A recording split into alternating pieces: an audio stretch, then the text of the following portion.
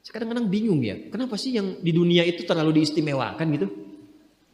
Mengistimewakan yang hilang itu nggak ada kerjaan. Mengagungkan yang hancur, yang sifatnya fana, rasanya biasa. Apa yang mau dibanggakan sih?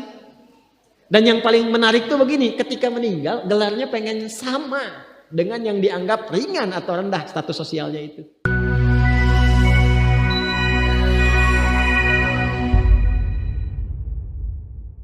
Jadi beliau ini Abbas sesibuk-sibuknya itu masih berpikir investasi. Saya boleh sibuk nggak dapat semua hadis Nabi, tapi anak saya mesti mendapatkan yang luput dari saya. Saya boleh nggak mendapatkan semua Quran, tapi anak saya mesti ada yang jadi ahli Quran. Cara berpikirnya siapa yang akan menjadi kebanggaan di akhirat nanti? Di dunia itu semu dunia itu.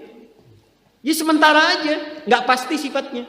Perbedaan status sosial itu hanya istilah-istilah yang disematkan manusia saja. Ini kaya, ini miskin, ya kan? Yang ini punya jabatan, yang ini biasa-biasa. Itu istilah manusia. Toh pada akhirnya semua kembali ke tempat yang serupa. Dan menariknya begini, yang kaya, yang punya jabatan, tetap di akhir hidupnya pengen punya gelar yang sama dengan yang miskin. Atau dengan yang disebut miskin. Maaf, kalau ada orang disebut miskin meninggal, di papan nisannya ditulis apa? Di papan nisannya ditulis apa? Almarhum. Yang kaya juga kan pengen sama disebut almarhum. Iya kan? Tuh. Jadi nggak ada bedanya setelah berpulang itu. Perbedaan itu hanya di amal saja. Itu poinnya. Maka kalau ada yang mengharapkan orang tua, cita-cita membanggakan anak di dunia, boleh-boleh saja, tapi patut diingat itu sementara. Anda silahkan sekarang sekolahkan setinggi-tingginya. S1, S2, S3, S4, kerupuk 3, silahkan. Mau dalam negeri, luar negeri, mau di Nagreg, mau di California, mau di Chicago, di Chicago, di Singapura, silahkan. Itu pilihan. Tapi saya cuma mau katakan begini, itu sementara.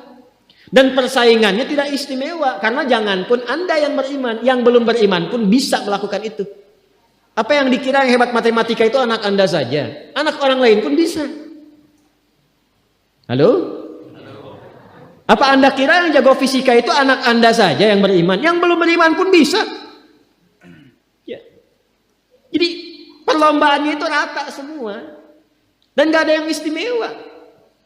Kadang-kadang bingung ya, kenapa sih yang di dunia itu terlalu diistimewakan gitu? Mengistimewakan yang hilang itu nggak ada kerjaan.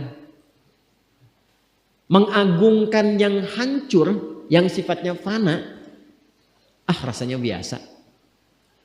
Apa yang mau dibanggakan sih?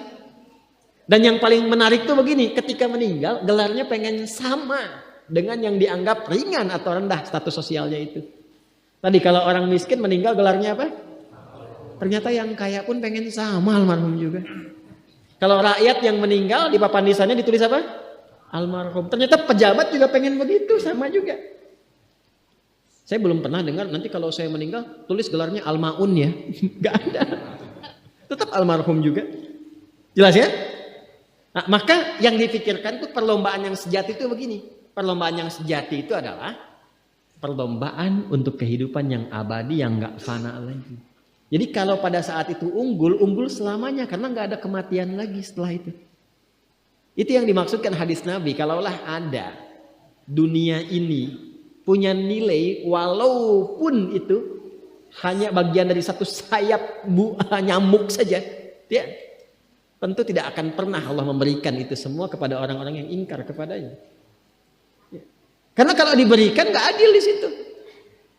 Karena itu sifatnya fana, ujian saja. Pada akhirnya kembali. Nah, Abbas itu mampu membaca itu. Ini kehidupan sejak di zaman jahiliyah loh. Awas ya. Jadi risalah Islam itu membimbing pengikutnya, umatnya untuk berpikir lebih cerdas. Ini visioner. Makanya jadi muslim itu mesti cerdas. Beriman itu membuat Anda lebih pintar. Saya tanya begini ya, maaf ya. Sekali lagi mohon maafkan saya kalau perumpamaan ini kurang menyenangkan. Kalau ada yang abadi dengan yang sementara, Anda pilih yang mana? Masa? sholat itu untuk yang abadi atau yang sementara? Abadi. Baik. Mobil itu untuk yang abadi atau yang sementara? Pilih yang abadi apa sementara?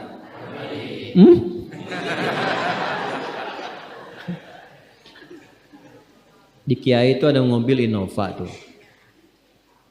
Siapa yang besok memilih tidak sholat subuh, pilihannya pilih Innova atau pilih sholat subuh? Yakin? Kalau saya pilih Innova dipakai untuk mengantarkan sholat subuh, nah itu lebih bagus. Ya, jangan dipotong sampai situ ya. Ya bisa aja kita pilih Avanza, bisa pilih Ferrari, bisa pilih Pajero ya. Awas yang punya mobil Innova, Anda potong royalti kena. Paham?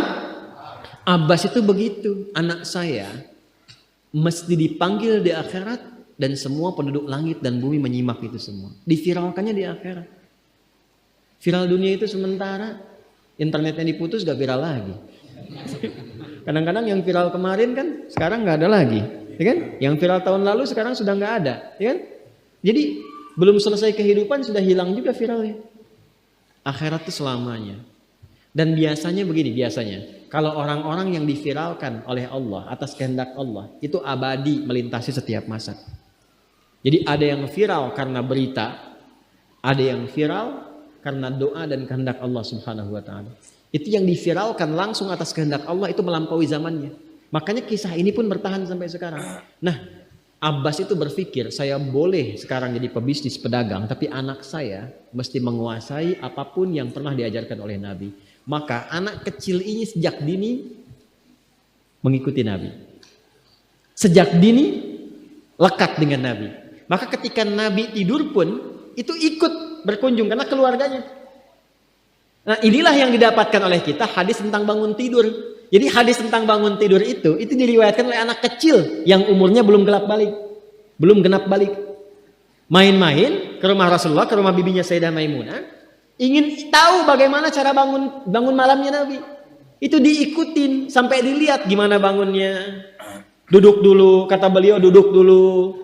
Kemudian mengusap dengan bagian tangan yang diduga bersih untuk menghilangkan bekas ngantuknya. Setelah itu membaca khawatimah surah Ali Imran.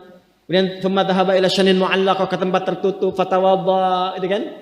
Nah, itu ada semua rangkaiannya, itu ditemukan nanti di hadis riwayat Abu Daud, di Sunan Abu Daud.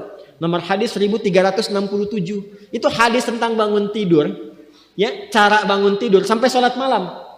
Masih ingat teman-teman kalau kita bermakmum begini dan ada imam satu dan sudah pasti satu imam, ya kan?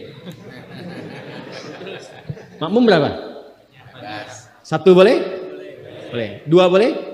Tiga boleh? Empat boleh? Jadi imam berapa? Makmum? Empat. Laki-laki imam makmum? Imam, baik, bagus ya. Nah, dan imam kan laki-laki. Kalau perempuan imam untuk perempuan kan? Laki-laki untuk perempuan dan untuk laki-laki. Fokus ini. Kalau satu begini, satu laki-laki, kemudian di belakang laki-laki. Ini kan posisinya boleh sejajar kan? Ya kan? Yang imam ini, makmum ini kan? Tadinya di belakang, tarik begini sejajar. Ini yang meriwayatkan anak kecil yang belum balik itu. Itu riwayat Ibnu Abbas. Satu paket. Termasuk sholat, kemarin kan kita tarawih kan? Sholat malam. Yang dua rakaat itu kan? Ya, sholat malam yang sampai 11 itu. Tambah khafifatain 2. Itu riwayatnya ini. Yang sholat tahajud malam yang 11 rakaat. Tambah khafifatain 2. Ini riwayatnya ini. Tutup dengan witir 1 rakaat. Itu anak kecil yang meriwayatkan. Dan tahukah Anda? Sepeninggal Nabi SAW, Abbas bapaknya ini hafal 200 hadis, anaknya Abdullah hafal 2000 hadis. Begitu caranya. Anda di sini ada yang diplomat, yang di kantor, yang taruhlah berdagang misalnya, ibu rumah tangga, ya, dan sebagainya. Boleh, nggak apa-apa. Saat ini kita mungkin belum maksimal, tapi jangan biarkan ada satu di antara anak keluarga kita yang tidak jadi kebanggaan di akhirat. Tolong ya, tolong pulang dari sini dilihat. Anak Allah titipkan kepada saya berapa anak?